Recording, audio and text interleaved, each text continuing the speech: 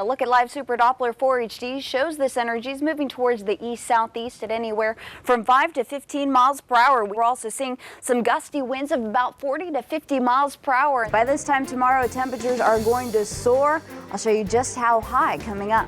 Can you believe it is hotter in the northeast than in the southeast in our neck of the woods? This is its center of circulation, kind of an odd place for it. You can see most of the shower and thunderstorm activity is off towards its east. But bottom line, it doesn't look like it's going to have much impact, if any, on the western Carolinas and northeast Georgia. We still do have some dangerous rip currents, and we have plenty of beach erosion. And temperatures flirting near 90 in the upstate is only a taste of what's to come. You can see the pinks. That's indicative of some pea-sized hail. Our temperatures right now are so hot. Today in Greenville, we hit 91 degrees at 11:30 this morning. So early for so much heat. To say it's windy is an understatement right now. I feel like I'm gonna blow over. We'll take a look at what's in store for part 2 of our weekend here at home coming up.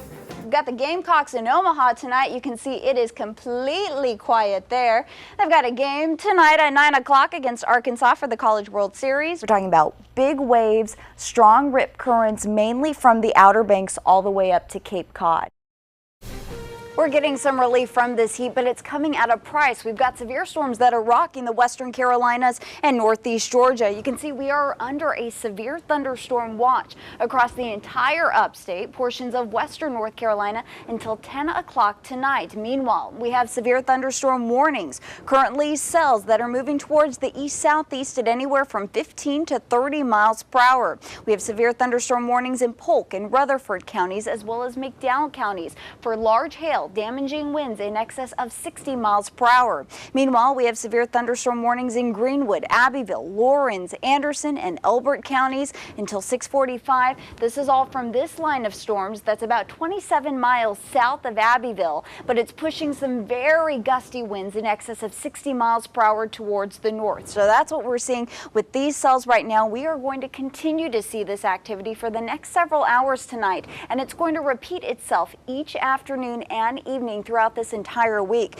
You can see this line of storms is stretching all the way from the Outer Banks all the way into Georgia and beyond. And this is all ahead of a front that's just to the north of us.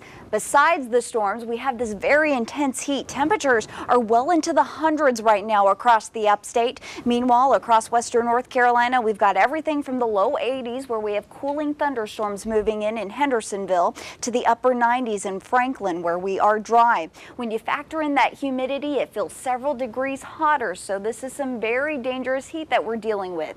Heat watches are in effect in orange until 8 o'clock tonight. Meanwhile, excessive heat warnings are in effect for those counties shaded in red as well until 8 o'clock tonight. So we did set some records today in both Greenville as well as Asheville. Greenville, we set an all-time high record.